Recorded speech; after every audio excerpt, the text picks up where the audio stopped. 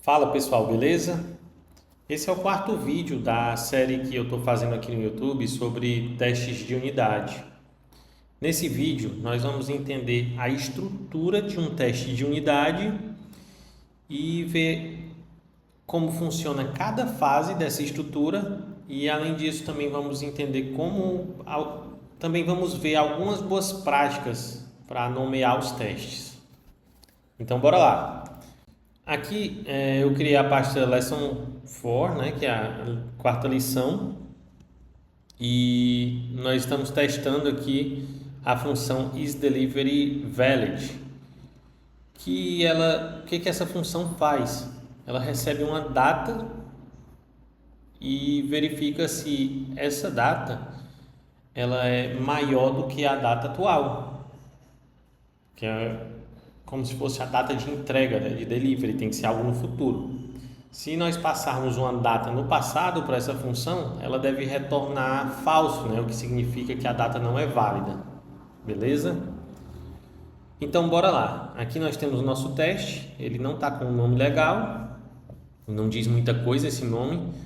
E aqui no início, nas duas primeiras linhas, observa o seguinte, na primeira eu crio uma constante com o valor que é o equivalente a 24 horas em milissegundos, tá? É um dia.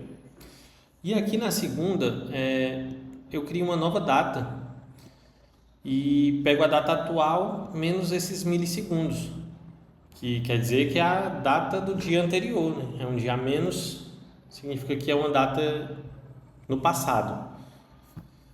Beleza. Vamos esquecer essas duas linhas aqui por enquanto e observar essas duas primeiras. Essas duas primeiras linhas, o que elas estão fazendo? Elas estão apenas definindo os valores que nós vamos passar para o ponto de entrada do nosso teste de unidade, certo? Então vamos criar aqui. Se você não está familiarizado com esse termo ponto de entrada, unidade de trabalho e ponto de saída, você pode ver as aulas anteriores aqui na playlist. Eu vou colocar aqui também o link, tá? Da aula onde eu falo especificamente sobre isso. Beleza, voltando, essas duas primeiras linhas, elas fazem o seguinte, elas definem os valores de entrada, beleza? Essa linha onde eu invoco o código de produção, passando o valor declarado aqui, é onde eu invoco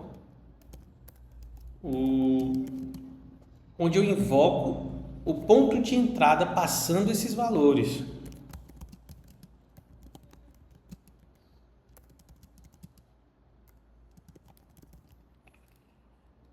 E por último, eu verifico o ponto de saída, que nesse caso é o valor retornado pela função.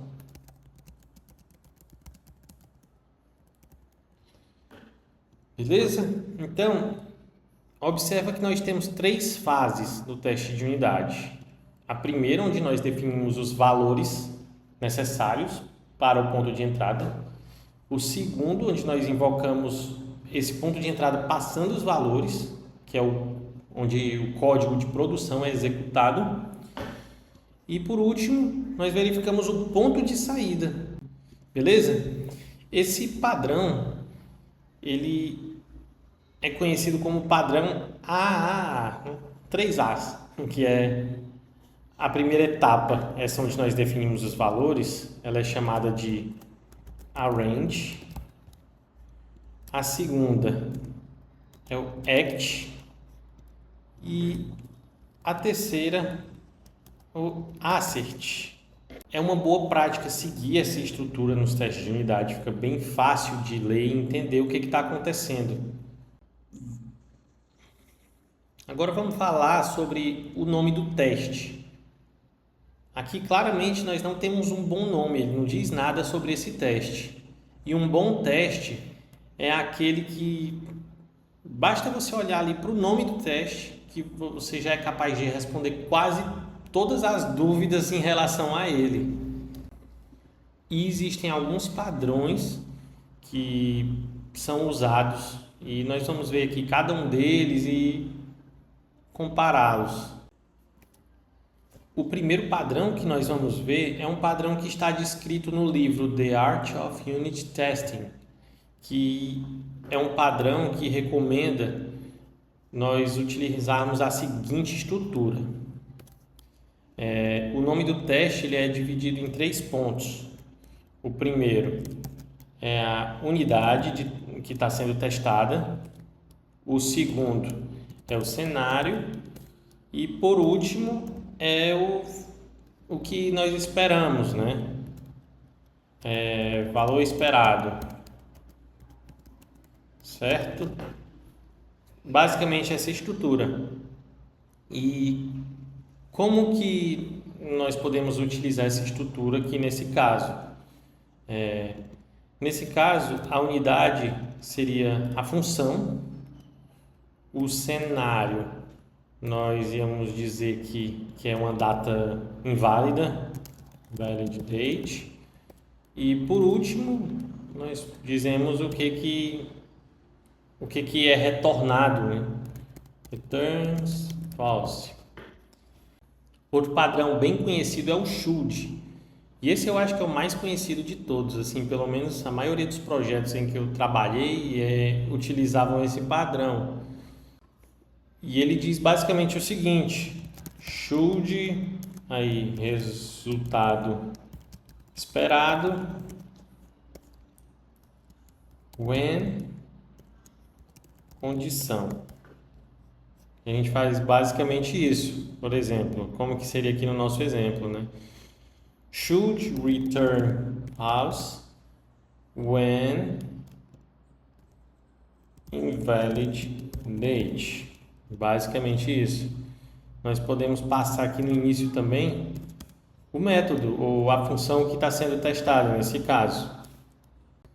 Outra forma de escrever que é bem comum em testes em Java, que utilizam frameworks de teste JavaScript como Jest, Vitest, é ter uma função que diz o contexto e dentro dessa função nós passamos o teste. Então vamos utilizar essa função na prática para a gente entender melhor, tá? Aqui no código do nosso framework de testes, eu já criei essa função, ela se chama describe e ela também recebe um nome e um callback.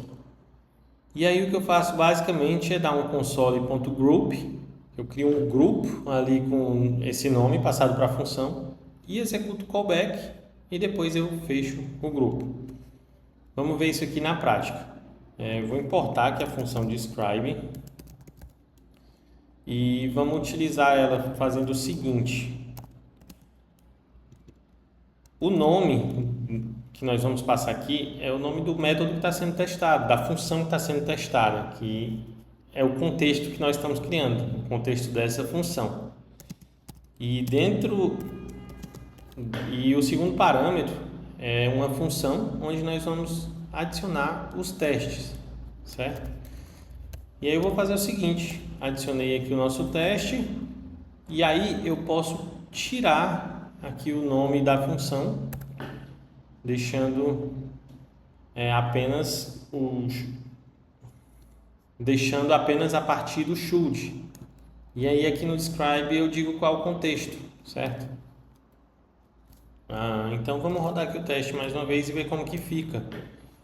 Dessa forma ele fica assim, passando aqui o contexto e aqui o teste que passou dentro desse contexto. E aí outra coisa bem comum nos frameworks de teste é nós temos um alias para a função teste, que é basicamente o seguinte: eu vou aqui no nosso framework de teste, vou fazer isso, vou criar uma const chamada it e vou passar a função teste para ela. E aí aqui ao invés de eu importar teste, eu importo it e utilizo esse nome.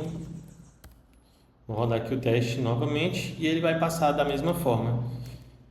Isso é apenas um alias que é bem comum, que facilita a leitura, porque nós lemos da seguinte forma, né? Aqui o describe ele vai dizer o contexto e o which está se referindo a esse contexto, né? Então, quando a gente lê como uma única frase. Is delivery valid? Should return false when invalid date. Outro ponto que eu quero comentar aqui sobre esse padrão describe it é que, apesar de muita gente gostar de utilizar esse padrão, tem pessoas que não recomendam e pessoas bem influentes. Por exemplo, Kent C. Dodds, que é o criador da React Testing Library, ele já falou em alguns posts que não recomenda esse padrão por conta dessa questão do alinhamento que ele cria e que, no ponto de vista dele, é algo desnecessário, porque você já tem o contexto pelo arquivo. O arquivo aqui já está te dando o contexto, então não tem necessidade de criar esse alinhamento para dizer o contexto do que está sendo testado. Então ele recomenda que o código não tenha esse alinhamento, que seja apenas os testes, já que o contexto está definido no arquivo. Dessa forma, faz mais sentido utilizar a função teste do que a função it. E aí a gente não precisa desse describe. Beleza, mas essa não é a única forma de criar nomes para testes e também não quer dizer que é a melhor. Existem diferentes opiniões. No livro Unit Testing, Principles, Practices and Patterns, o autor fala que é importante dar nomes expressivos, nomes que ajudam a entender o que o teste verifica e como o sistema se comporta. E aí ele mostra essa mesma estrutura que nós vimos aqui no início, a primeira.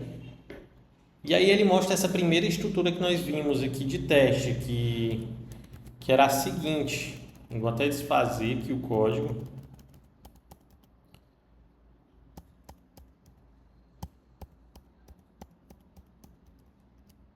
Pronto. Ele mostra essa seguinte estrutura, que tem a função, o cenário e o valor retornado. E aí ele fala que, na opinião dele, essa estrutura não é útil, porque ela foca em detalhes de implementação. E detalhes de implementação é o que nós tentamos evitar nos testes, certo? Mais para frente eu posso fazer um vídeo explicando melhor sobre isso.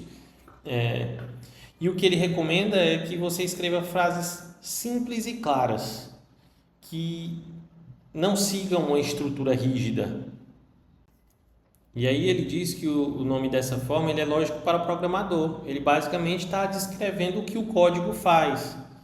E o ideal seria escrever de uma forma mais simples, onde uma pessoa especialista no domínio ou o cliente pudessem entender.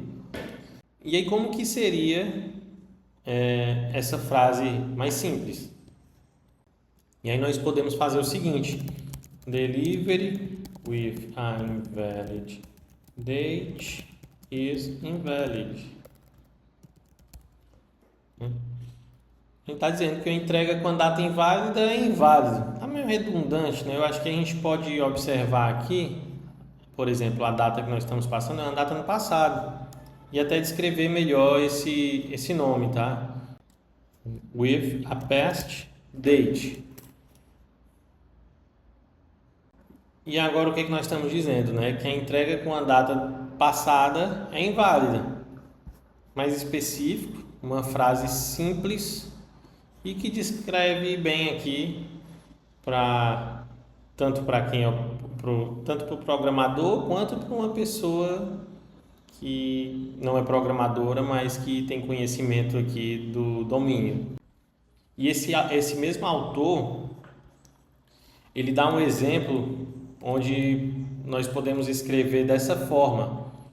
Ao invés de dizer que é inválida, ela deve ser inválida, né? Should be invalid.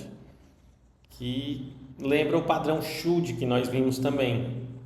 Só que ele diz no livro que isso é um anti-pattern, porque o teste ele é um fato, ele não é um desejo, não é algo que deveria ser, ele é algo que é daquele jeito e pronto.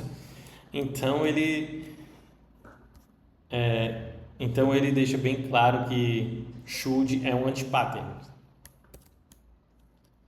Então, recapitulando, nós vimos a estrutura do teste, o padrão Arrange, Act, Assert, e vimos diferentes formas de nomear os testes. Não existe uma única forma perfeita, mas aqui nós tivemos alguns exemplos de padrões bem conhecidos e diferentes opiniões em relação a cada um deles.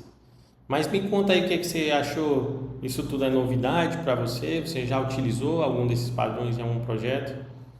Me conta aí e até o próximo vídeo. Valeu!